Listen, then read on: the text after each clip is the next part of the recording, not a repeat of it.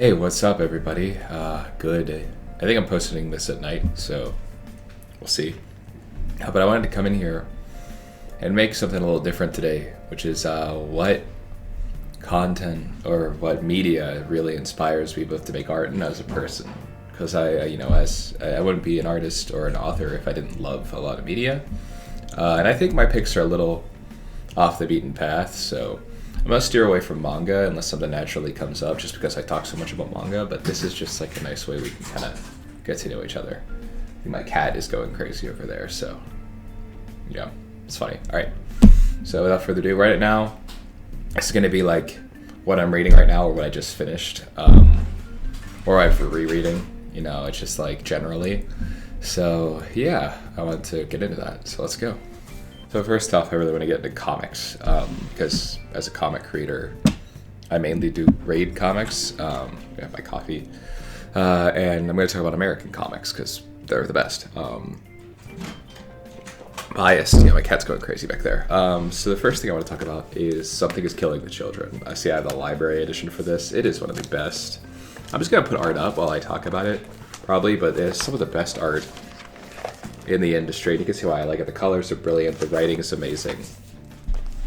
And it's just a very, it really speaks to me because like the character is kind of eclectic. The main character, Erica Slaughter, she's not what you would expect. The design is amazing. And the writing is really unconventional. And they talk about it in Werther Dell'Edera has a, black and white artist version of it that he talks about the process of making it and how they really wanted to kind of invert, or just not even intentionally, but just really like naturally it found itself kind of not feeding into the tropes of like clueless adults or things like that in these horror settings. A lot of the stuff we're going to talk about is horror because I just like horror.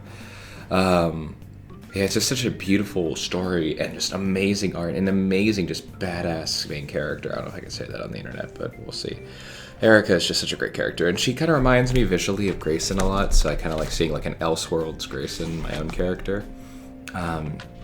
This is amazing. I think I'm like looking at it as if you guys can see it, but these library editions, I love the huge hardcover. I wanted to get this signed by him. I've met him a few times, been able to ask him a lot of questions. James Tynion, and he's wonderful. But yeah, I love Something's Killing Children. I think the overarching plot, the fantasy mixed with like dark, it doesn't go too much into weird horror. It's like definitely a really weird story, but it's a really cool mythos, and I really enjoy it. And it's just something I keep coming back to, and I keep talking about with my editors. I love this book so much.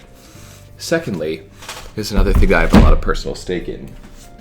Absolute Batman. This is my artist edition of Absolute Batman #1, signed by Snyder. Scott's a teacher of mine for comics and writing, so I'm definitely going to be heavily biased on this, but this book is like so deeply, deeply inspiring, both for the personal reasons of like knowing the author and knowing the artist.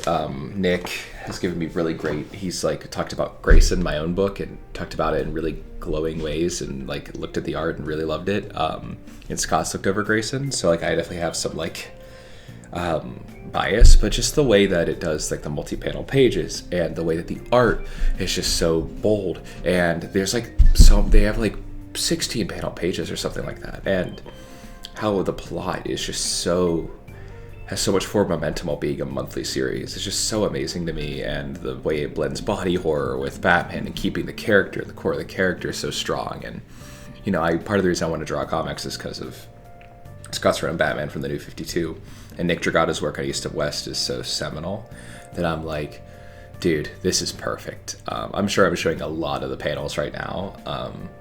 It's just, I was reading it last night and it hit me in a place where I was like, I needed this right now. I needed this story. I needed this. And the latest arc was amazing. And the Joker, I rarely recommend anyone pick this up. I mean, just like, I just think Scott's a brilliant writer, and Nick is just doing some generational work, and it really helps me a lot to just like see it on the page. So yeah, love Absolute Batman. And then we're going to move on to games. Okay, so the next game, the only game I really want to talk about, I may talk about one other if I get the impetus, but is, I've talked about it before on here. It's like a game that I'm addicted to right now, my friends. It's like a meme. Deadlock. I don't have like a visual aid for that. I'll probably just put stuff up, but Deadlock is a like MOBA by Valve, who did like Half-Life and those things. They own Steam. And you know, I love Overwatch. It's one of my favorite games ever, but Deadlock really is getting something out of me. I love the designs. I love the smart thinking. It helps me be a smarter artist and a smarter like video maker, because you have to like pick the builds, and I'm usually not good at that, so I really feel emboldened to this time, so it's really cool. And just the art design, the subtlety of it, all the characters, the backstories, it just really speaks to my like idealistic horror brain, you know, as you're kind of seeing through these things. I really like darker stuff that has like a bent of idealism. What are you doing, Fifi? She's going, I gave her one of those like spring things and she's going crazy. But yeah, so like Deadlock, it's just such an amazing game. The characters are so expressive.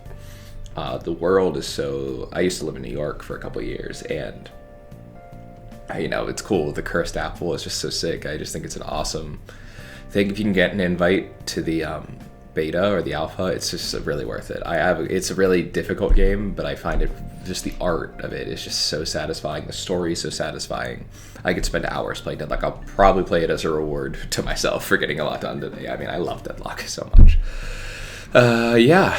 Shorter segment, but yeah, I guess I could talk about the other game. So the second game is Silent Hill 2. I'm playing the Silent Hill 2 remake, and it's absolutely freaking awesome. The atmosphere is just bananas. I think this game, I've never played the original Silent Hill. I bought this as a gift for myself because I knew that I needed to, like, I wanted to play it for so long. It looked so good, it looked right up my alley. I love the storytelling that people told me about it. And finally I'm playing it. It's so relaxing to me. I mean, I'm weird. Horror, like, puts me in the relaxing state. Silent Hill 2 is awesome. I really love that game. I have the art book. I think I can post some of that, so maybe I'll do that over this, like the art book of Silent Hill. I got it because I bought that version. I love it. Just fantastic art design, fantastic story. Just so the way it grips you, makes you feel immersed. The puzzles, the combat, it's just so cool. Really making me think about how I could tell a story visually too. It's like that's a kind of implicit in all of these, but you know, video games, narrative storytelling for sure. And so the next part I want to talk about are novels that I just read, or a novel that I just finished, to keep in the horror sentiment. I guess I'm just like going crazy. I just finished this brick of It, you know, Stephen King's It. And, you know, this book is controversial. I think it's awesome. I think it really holds together. There's a lot of great narrative storytelling, amazing mastery of structure. I love Stephen King. There's parts of it I don't like. I'm not going to get into that now, but if you look it up and you know about the controversies about it, of course, like, yeah, it's kind of gross, but I do love this book. It's just really inspiring about being an author and facing your fears. And when you're one of the biggest challenges I find in art is tapping into that childlike version of yourself in an adult world, and being courageous enough to have a childlike curiosity and a childlike persistence. And this book is, while going through some dark places, gets to there. And I think it's just really cathartic for people who are artists and maybe have a tough time, you know, being more joyful and childlike about it, which is a big reason I do this. So, yeah. And one other thing I'll talk about, I don't have it, it's upstairs, is I'm reading The Expanse. A friend of mine recommended the first Expanse book, The Leviathan Wakes. It's super cool. It's like dark fantasy in space is how he sold it to me, and that's why I read it. So it's super cool. Narrative structure is great. It's like a detective story mixed with like a sci-fi story. It reminds me of like gritty, dark Guardians of the Galaxy, which I think the author would probably stab me in the head if he's heard me say that. But I love Guardians of the Galaxy, so it's a compliment. But yeah, it's super cool. I have more to come on that one. I think I just hit 100 pages. So, and I'm reading The Way of Kings, which is cool.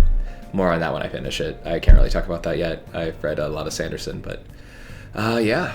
Last thing I'll talk about in brief is a TV show that I'm watching right now. I'm watching Avatar: The Last Airbender for the first time, which I know is like crazy, but it's just really awesome. It has a mastery of storytelling that I'm really inspired by, and then like the Eastern philosophy really helps me get through life. And got into meditation, not before I got into Avatar, but I had Aang meditating for like a month as my lock screen on my phone. Now it's Jinx and Powder from Arcane.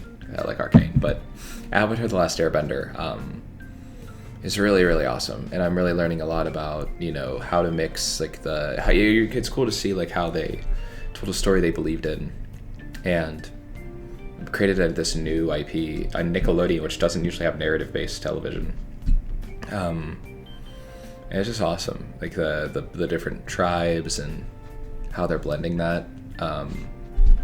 Yeah, I gotta talk more about that. I have more to come. I'm only like 10 episodes or so in, but it's really cool. Yeah. I just got past like the Fire Lord or the Roku episode, which is pretty sick. So awesome. I'm gonna conclude this real. So yeah, the whole idea was this helps me grow as an artist, also kind of recovering, and learn lessons in life that like I may not learn from my own work, and really helps me kind of see that there's like this kind of like I fit into this structure that I may not have known I fit into beforehand. So it's kind of sick. Pardon me. It should I'm not gonna cut that out. It's human. Anyway. Yeah, I'll maybe make another video talking specifically about manga, because I just read so much manga, and comics, there's a lot to read too, so it's like, manga, like I'm reading Naruto right now, and Witch Had a Tellier again, and it's just like, I'm always like rereading like maybe 10 manga at a time, so it's like, yeah, anyway, thanks guys, I hope this helps out a little bit. And I guess the main thing I'd say is that like, it helps you, it's just like, reading and taking media can really help you feel like, there's like a whole ocean, just dive in. And maybe that'll be like the thing I say is just dive into fiction or like whatever. Yeah, thanks guys. Thanks for sticking around. I'll see you guys tomorrow. Bye.